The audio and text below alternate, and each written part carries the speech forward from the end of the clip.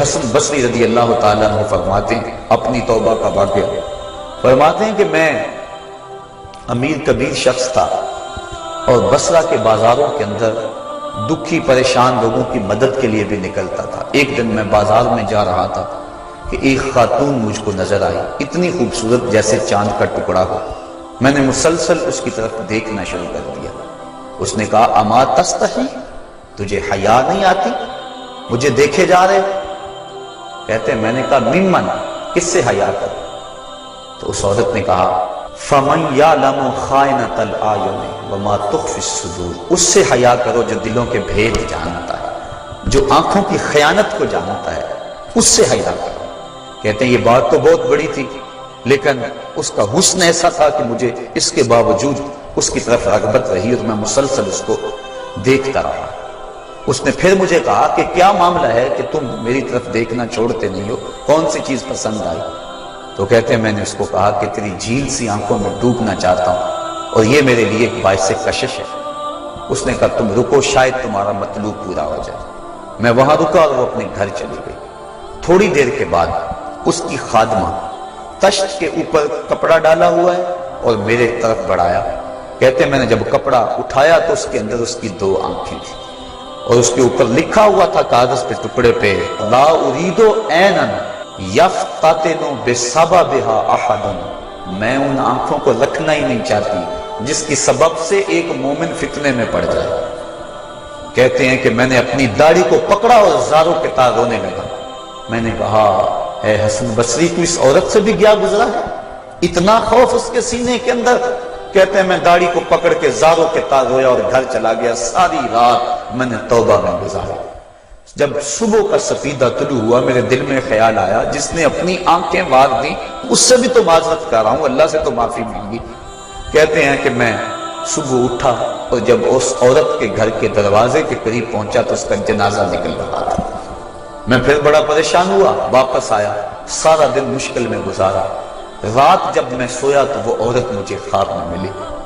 میں نے کہا کہ مجھے کوئی وصیت کرو، تو اس نے کہا اذا خلوتا فاذکر اللہ، میں تجھے وصیت یہ کرتی ہوں جب تم تنہائی میں ہوا کرو تو اللہ کو یاد کیا کرو۔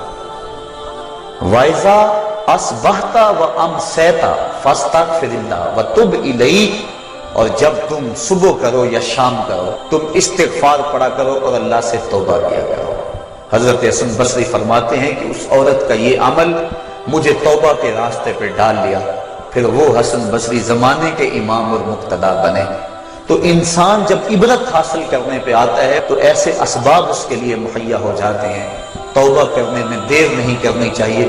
بعض بات بندہ سوچتا ہے کہ ابھی میرے بڑے کام پڑے ہوئے ہیں، جب میں بوڑھا ہوں گا میں ریٹائرمنٹ لے لوں، میں بچوں کی شادیاں کر لوں، بس پھر فراغت ہو جائے گی، بچے کاروبار سنبھال لیں گے، پھر میں ہوں گا، مسجد ہوگی۔ یہ ایسا بندہ کہہ رہا ہے جس کی ملک ایک سانس بھی نہیں ہے، جو ایک سانس کا بھی مختار نہیں ہے، اور ایسے بات کر رہا ہے جس طرح سب کچھ اس کے قبضے میں ہو۔ تو توبہ کے اندر تاخیر نہیں کرنی چاہیے۔ بنی اسرائیل کے اس شخص کا واقعہ آپ کو پہلے بھی شاید میں نے کسی مجلس کے اندر عرض کیا تھا کہ جس کو طول عمل نے برباد کر دیا، اس کی نیکیوں کی وجہ سے اس کو خبر پہنچی کہ اس کی عمر 1000 سال ہے، تو اس نے کہا جب میری عمر اتنی لمبی ہے تو پھر میں عبادت کی بھٹی کے اندر کیوں جلتا رہوں؟ میں 900 سال گناہ کر لیتا ہوں اور 100 سال قبل توبہ کر لوں گا اور گناہوں کی معافی چاہ لوں گا۔ 900 سال گناہ کرتا رہا، 100 سال جب باقی رہا خیال آیا، پھر سوچا ابھی بڑا وقت پڑا ہوا ہے، میں 90 سال مزید گناہ کر لیتا ہوں، 10 سال قبل میں جو ہے وہ توبہ کر لوں گا۔ 10 سال رہ گئے، پھر خیال آیا 9 سال گناہ کر لیتا ہوں، 1 سال قبل توبہ کر لوں گا۔ جب 1 سال رہ گیا پھر توبہ کی سوچ آئی تو کہنے لگا 12 ماہ ہوتے ہیں سال کے، میں 11 ماہ تک گناہ کر لیتا ہوں، 1 ماہ قبل میں توبہ کر لوں گا۔ پھر 1 ماہ بھی گزرا، ہفتے تک بات پہنچی، حتیٰ کہ 1 دن رہ گیا، اور پھر وہ کہتا تھا بھی فلاں فلاں گناہ میرا رہتا ہے وہ میں کر لوں۔ ایسی لت پڑ گئی تھی گناہ کہ بنی اسرائیل کا وہ شخص کہ جو اس انتظار میں تھا کہ بس یہ گناہ کر لوں اور یہ گناہ کر لوں پھر توبہ کر لوں گا، اچانک موت آئی اور موت نے اس کو دبوچ لیا اور وہ توبہ کے بغیر مر گیا۔ تو طول عمل، لمبی امید کہ ابھی وقت میرا بڑا پڑا ہوا ہے، پہلے تو پتہ ہی نہیں ہے کہ وقت موجود بھی ہے یا کہ نہیں، اگلی سانس آئے گی یا کہ نہیں، دوسری بات جو کیفیت اب ہے پتہ نہیں آگے ہو یا نہ ہو۔ شیطان کو جتنی مہلت دو گے، جتنی بیماری گھر کر جائے گی، اس قدر ہی اس کا ختم ہونا مشکل ہے۔ اس لیے جب گناہ کرے تو فوراً توبہ کر لے، گناہ مٹ جاتا ہے۔ اور اگر انسان کہتا ہے کہ نہیں یہ کر لوں پھر توبہ کروں گا، تو توبہ کو مؤخر کرنا انسان کو گناہ پر دلیر بنا دیتا ہے۔ اور ایک حدیث میں آتا ہے جب انسان گناہ کرتا ہے تو اس کے دل پر ایک سیاہ نقطہ پڑتا ہے، اگر وہ توبہ کر لے تو وہ مٹ جاتا ہے، دل شفاف ہو جاتا ہے۔ لیکن اگر وہ توبہ نہ کرے پھر دوبارہ گناہ کرے تو دل پر ایک اور سیاہ نقطہ پڑ جاتا ہے، پھر وہ گناہ کرتا رہتا ہے اور دل کے اوپر سیاہی پھیلتی رہتی ہے، حتیٰ کہ ایک دن آتا ہے کہ پورا دل اس سیاہی کی لپیٹ میں آ جاتا ہے۔ اور جب پورا دل سیاہ ہو جائے پھر گناہ کر کے بھی اس کو ندامت اور شرمندگی نہیں ہوتی۔ مومن تو جب گناہ کر بیٹھتا ہے تو محسوس کرتا ہے جس طرح پہاڑ کے نیچے آ گیا، ابھی گر جائے گا اور مجھے کچل دے گا۔ اور منافق یہ سمجھتا ہے گناہ کرنے کے بعد کہ بدن پہ مکھی بیٹھی تھی، ہلکے سے اشارے سے میں نے اس کو اڑا دیا۔ وہ مکھی کے بیٹھنے جیسی کیفیت کا احساس کرتا ہے منافق۔ تو جب دل سیاہ ہو جائے تو بندہ گناہ پہ گناہ کرتا ہے، زندگی گناہوں سے لچڑی ہوئی گزرتی ہے لیکن توفیق توبہ نہیں ملتی۔ صاحبو، زندگی بیت رہی ہے، ایک ایک لمحہ کٹ رہا ہے، ہم لمحہ لمحہ موت کے قریب ہو رہے ہیں۔ ہم سمجھتے ہیں ہم بڑے ہو رہے ہیں لیکن نہیں، ہم چھوٹے ہو رہے ہیں۔ جب گنتی الٹی شروع ہو جائے کام جلدی زیرو تک پہنچ جاتا ہے، سانسوں کی الٹی گنتی شروع ہے اور ہم لمحہ لمحہ قریب ہو رہے ہیں۔ رمضان کا موسم ہے، جمعۃ المبارک کا یوم سعید ہے، سہانی گھڑیاں ہیں، امٹتی ہوئی رحمتوں کی برسات ہے۔ فرمایا حدیث میں کہ ایک ساتھ جمعۃ المبارک میں ایسی ہوتی ہے جس میں جو دعا مانگو اللہ اسے قبول فرما لیتا ہے۔ اور حضرت عبداللہ ابن مسعود رضی اللہ تعالی عنہ فرماتے ہیں کہ جس نے وضو کیا اور اچھا وضو کیا اور اس کے بعد 2 رکعت نوافل ادا کیے اور اس کے بعد دعا استغفر اللہ العظیم الذی لا الہ الا هو الحی القیوم واتوب الیہ، کہتے جس نے اس دعا کو پھر پڑھ لیا، اگر اس کے گناہ ہیں وہ سمندر کی جھاگ کے برابر بھی اللہ سارے معاف فرما۔ مالک تو گناہوں کو معاف کرنے والا ہے۔ ہم ہی جہنم میں چھلانگے لگا رہے ہیں لیکن وہ تو کہتا ہے آجو میری رحمت کے دروازے کھلے ہوئے ہیں، اسیاں سے کبھی ہم نے کنارہ نہ کیا، تو نے بھی مگر دل آزردہ ہمارا نہ کیا، ہم نے تو جہنم کی بہت تدبیر کی، تیری رحمت نے لے کر گوارا نہ کیا۔ اس کی رحمتیں بندے کو آوازیں دے رہی ہیں، یا ایھا الانسان ما غرک بربک الکریم، اے انسان تجھے کریم رب کے دروازے سے کس نے ہٹا دیا؟ الذی خلقک فسواک فعدلک فی ای صورت ما شاء رکبک، جس نے تجھے پیدا کیا، جس نے تجھے تخلیق کیا، تجھے حسن اور جوانی دی، تیرے اعضاء کو توازن اور اعتدال دیا۔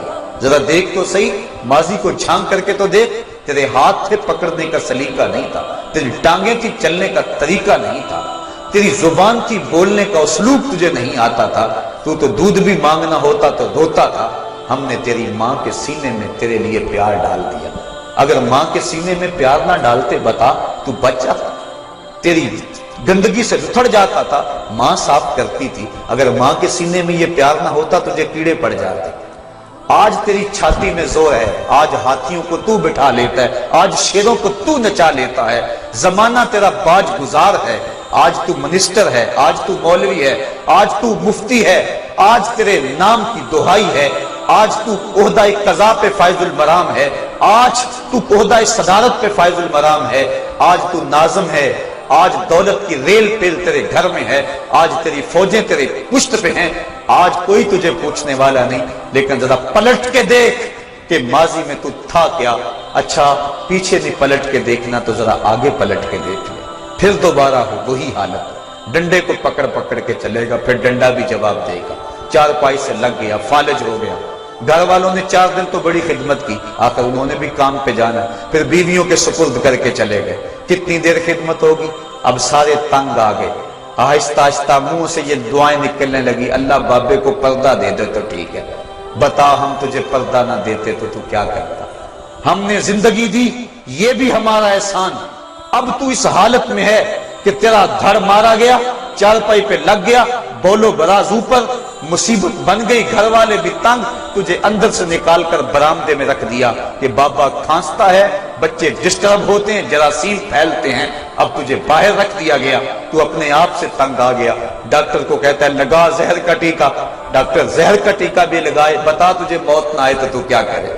ہم نے تجھے زندگی دی، یہ بھی ہمارا احسان، فَأَمَاتَهُ، ہم نے تجھے موت عطا کی، یہ بھی ہمارا احسان، فَأَقْبَرَهُ، اگلی کہانی بھی سن، کتا بھی تو مرا تھا، گھسیٹ کے روڑی پہ نہیں ڈال دیا؟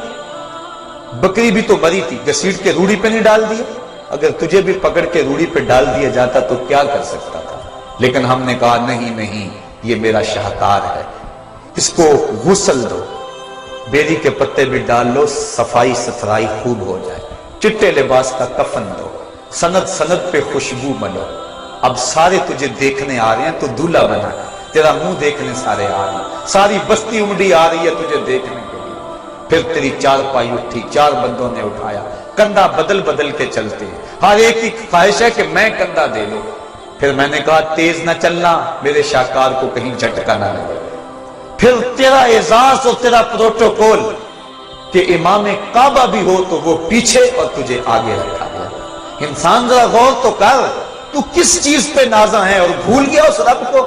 آجا، اس کی رحمت کی باہیں کھلی گئی، وہ بلا رہا ہے تجھ کو، آجا پلٹ کے آجا، آنا تو تو نے ہے ہی، کل جو کفن میں منہ چھپا چھپا کے آتا پھرے گا، آج کھلے منہ آجا، اس کی رحمتیں آواز دے رہی ہیں، یا ایھا الانسان ما غرک بربک الکریم۔ صاحبو، جوانی کی توبہ بہت بڑی دولت ہے، جو جوان ہے وہ جوانی کے ایک ایک لمحے کو غنیمت سمجھیں، وہ جوان جس کی جوانی اللہ کی عبادت میں گزری، حضور فرماتے ہیں کل قیامت میں جب کوئی سایہ نہیں ہوگا، اللہ اسے اپنے عرش کا ٹھنڈا سایہ نصیب فرمائے گا۔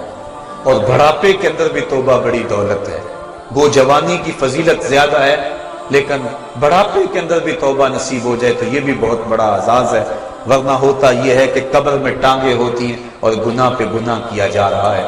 وہ کیا کہا تھا میاں محمد بخش عارف کھڑی رومی کشمیر نے کہ ہڈیاں کمبن گوڑے کھڑکن تے اڑ گیا لک تیرا، اجے بھی بدیوں باس نہ آیا، جیو مرد دلیرا۔ ہے انسان کدھر بھٹک رہا ہے، مالک تجھے آوازیں دے رہا ہے، کبھی بھاگے ہوئے کو بھی یوں آوازیں دی جاتی ہیں، کبھی در چھوڑ کے بھاگنے والے کو بھی یوں بلایا جاتا ہے، لیکن کہتا ہے توبوا الی اللہ، آ جاؤ، میری رحمت کے دروازے کھلے ہوئے ہیں، ابھی مغرب سے سورج طلوع نہیں ہوا، میرے بندے جب تو توبہ کا ہاتھ پھیلائے گا میں تیرے گناہ جو ہیں وہ فرشتوں کے خیالوں سے بھی مٹا دوں گا، نامہ اعمال سے بھی مٹا دوں گا، جو زمین گواہ بنی ہے وہ بھی گواہی دینا بھول جائے گی، تیرے اعضاء بھی بھول جائیں گے، گناہ تجھے بھی یاد نہیں رہیں گے، اور ان چار گواہوں کو یاد نہیں رہیں گے۔ کل قیامت کے دن جب رب کے حضور ملے گا تو کوئی گواہ تیرے گناہوں کا موجود نہیں ہوگا۔ آ تو صحیح، جھولی پھیلا تو صحیح، ہم تو مائل بکرم ہیں، کوئی سائل ہی نہیں، ہم تو مائل بکرم ہیں، کوئی سائل ہی نہیں، راہ دکھلائیں کسے، کوئی رہ ردے منزل ہی نہیں۔ آؤ، توبہ کا دروازہ کھلا ہے، اس کی رحمتوں کا دروازہ واہ ہے، اس کی کرم نوازیاں تمہیں آواز دے رہی ہیں۔